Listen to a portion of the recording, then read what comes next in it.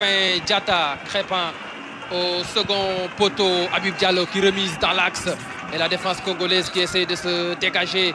Partie de Biard, tentative de retourner, le but et qui marque, c'est Sidi Sarr, l'enfant de Thiès, qui marque devant le public du Stade Lat Dior. 1-0, je le disais, le Congo, c'est son affaire. Il avait marqué un doublé en U20 en 2015 face au Congo. Il remet ça en match officiel avec l'équipe A du Sénégal. Sidi Sarr, l'enfant de Thiès. Le public thiessois va être content de son fils. C'est un gosse qui connaît bien ce terrain, qui habite juste derrière. Et je pense qu'il y a beaucoup de personnes qui sont venues le voir ce soir.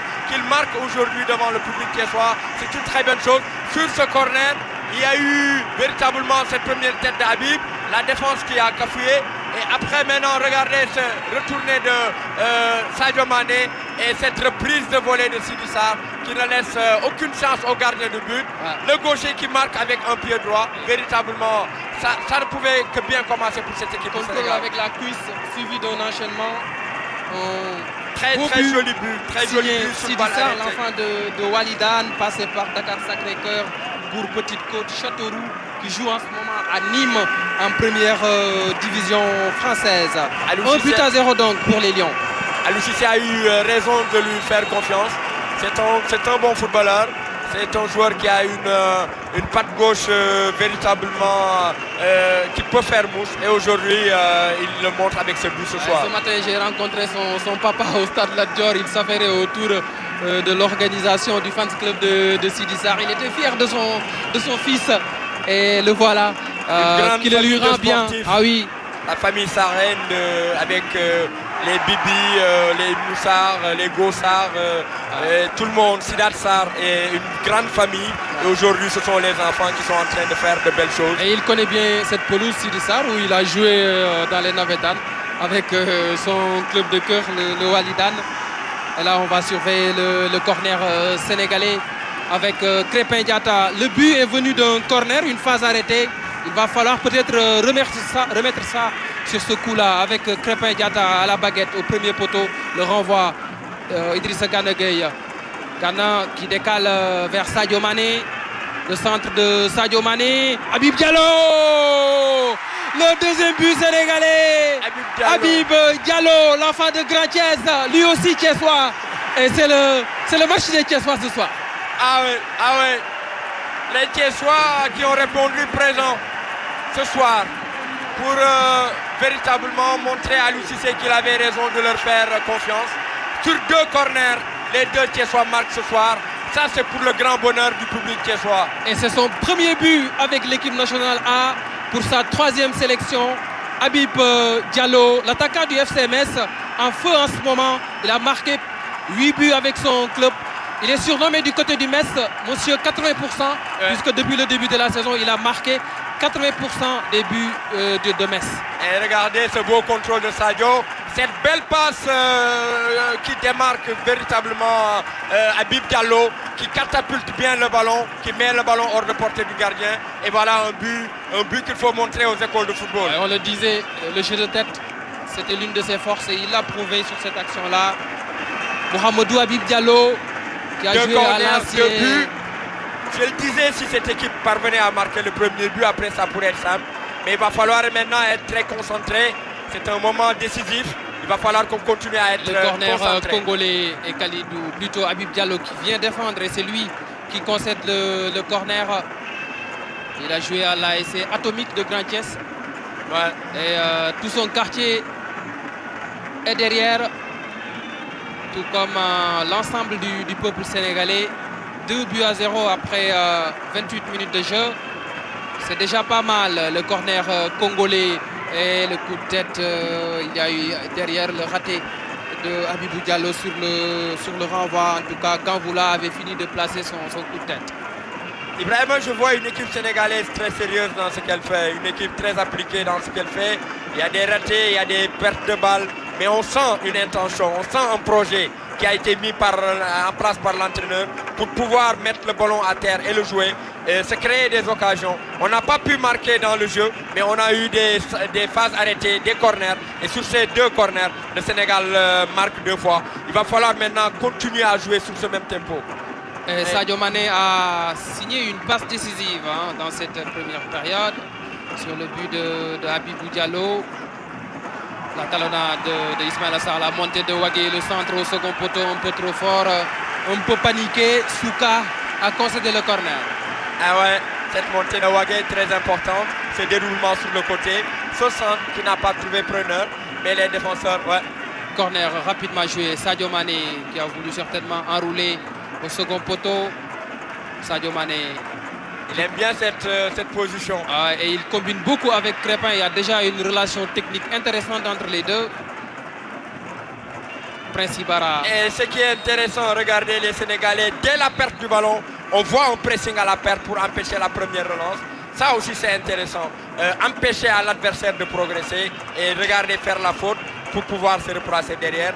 Ça aussi c'est important dans le football moderne. Racine Koli vers Habib Diallo. Il n'est pas en position de hors-jeu. Habib Diallo pour Sadio Mané. Le ballon un peu trop fort. Ce qui a permis à Christopher Mafumbi de vite se relancer. Anzouana, ballon perdu. Idrissa Gana Gueye avec Ismaïla Sarr et c'est Mayembo qui protège bien la balle pour que Mafumbi puisse le prendre. Souka. Regardez l'abattage du milieu de terrain sénégalais. Il ne laisse pas d'espace à ses joueurs et il les oblige à lancer le ballon parce qu'il n'y a pas d'espace au niveau du milieu de terrain. Chaque fois qu'ils sont passés, Sidi Sarr et Idrissa Gana Gueye ont récupéré les ballons. Je pense qu'ils sont en train de faire un match correct, ils sont en train de faire un match sérieux, ces Sénégalais. Gana Gueye qui s'appuie sur Kalidou Koulibaly. Sidi Sarr, auteur du premier but. Sidi Sarr à nouveau. Sidi Sarr qui n'était pas bien sur ses appuis malgré tout. Il a devancé Italie. Racine Koli avec Crépin Diatta. C'est ça, il faut faire courir le ballon, il ne faut pas le perdre. Attention, la perte de balle et le contre congolais avec Ganvoula. Le petit pont sur Kalidou Koulibaly, le retour de Kouyaté. Ganvoula poursuivi par Wagué, il est très puissant. Silver Ganvoula, Lusuku. Et il y a une faute de main de Junior Makiessé. Attention dans la phase de possession à ne surtout pas perdre le ballon dans les premières relances. Regardez sur ce ballon s'il n'y avait pas une bonne couverture de Kalidou Koulibaly. Il aurait pu y avoir un problème pour notre équipe. Attention, il faut faire circuler le ballon, mais il faut faire des passes sécurisées, surtout dans notre premier tiers. Sidi Sarr avec Racine Koli, Crépin Diatta. Sidi Sarr qui a marqué son deuxième but en équipa après celui inscrit à Khartoum. La faute sur Ismaïla Sarr. Il est déjà averti Italie OCT, le milieu de terrain congolais. Aliou Cissé, son 54e match ce soir sur le banc de l'équipe nationale. Ismaïla, un joueur qui percute beaucoup, qui a de la vitesse, qui n'hésite pas à prendre l'espace. Et ces Congolais le connaissent à travers ce qu'il a fait en Coupe du Monde et en Coupe d'Afrique. Et ne veulent pas surtout lui donner de l'espace parce qu'il peut faire mal, très très mal quand il a le ballon. Faute de Bérangère Itoua sur Habib Diallo. Ses déplacements gênent cette équipe. Il bouge beaucoup, il dézone, il vient prendre le ballon. Et ça pose des problèmes à ses défenseurs qui sont obligés de faire la faute sur lui pour l'empêcher de jouer simplement. Sidi Sarr avec Racine Koli. Racine qui repique vers l'intérieur. Habib Diallo. Habib Diallo face à Itoua. Il ressort. Crépin Diatta. Sadio Mané qui va éviter la sortie. Poursuivi par Makiessé. Le joli dribble de Sadio Mané qui sert Ismaïla Sarr dans la surface accrochée. L'arbitre n'a pas sifflé. Attention, il me semble qu'il y a quelque chose sur cette action. Il me semble qu'il y a contact. Je ne saurais le dire, mais j'ai l'impression que le joueur a été poussé de derrière. Mais surtout, La frappe de Sidi Sarr au-dessus des buts. Ça aussi, ça fait partie de sa palette. Les longues frappes. On le sent en confiance, Ibrahima, surtout. On le sent en confiance. pour frapper de cette distance, c'est qu'il est en confiance et il faut le faire. Mais regardez encore cette image, Sadio Mané, encore dans ses... Et regardez cette passe, de là on ne peut pas bien voir. Mais j'ai eu l'impression que le joueur a été bousculé dans la surface. Mais l'arbitre était mieux placé. Sidi Sarr qui prend le dessus sur Gamboula. C'est un duel intéressant entre deux anciens U20 qui se sont déjà rencontrés à la CAN des moins de 20 ans en 2015. Gamboula était dans l'équipe congolaise, Sidi Sarr dans l'équipe sénégalaise. Ouais. Kouyaté. Comme quoi l'histoire est en train de se réécrire. Absolument. Même si ce n'était pas le véritable même scénario sur ce match-là. Absolument. On se rappelle que le Sénégal avait été presque éliminé sur ce match. Et il fallait cette patte de Sidi Sarr pour débloquer la situation. Le centre de Sadio Mané au second poteau. Et c'est Souka qui met la tête, touche en faveur des Lions.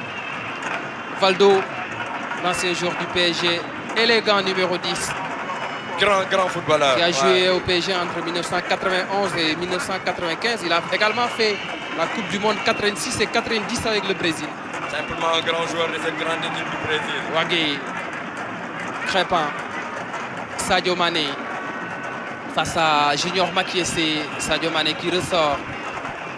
Racine Colli, la frappe de Racine Colli au-dessus des buts de Christopher Mafumbi. Une chose sur laquelle je vois l'équipe du Sénégal et qu'on n'avait pas l'habitude de voir, c'est des tirs de loin.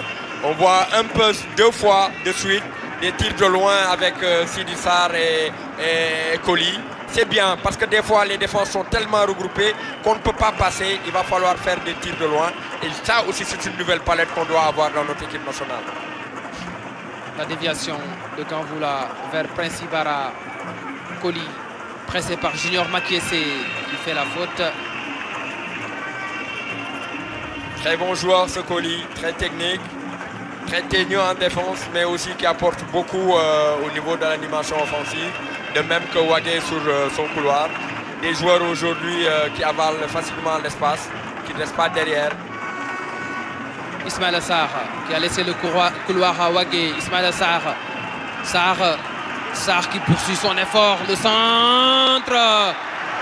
Et il y a eu ce bon déplacement de Habibou Diallo pour couper au premier poteau. Oui, absolument. Malheureusement, il était gêné par le défenseur. Il n'a pas pu passer devant le défenseur. Mais voilà une très belle action partie de notre défense. C'est passé sur le côté droit avec Wagué.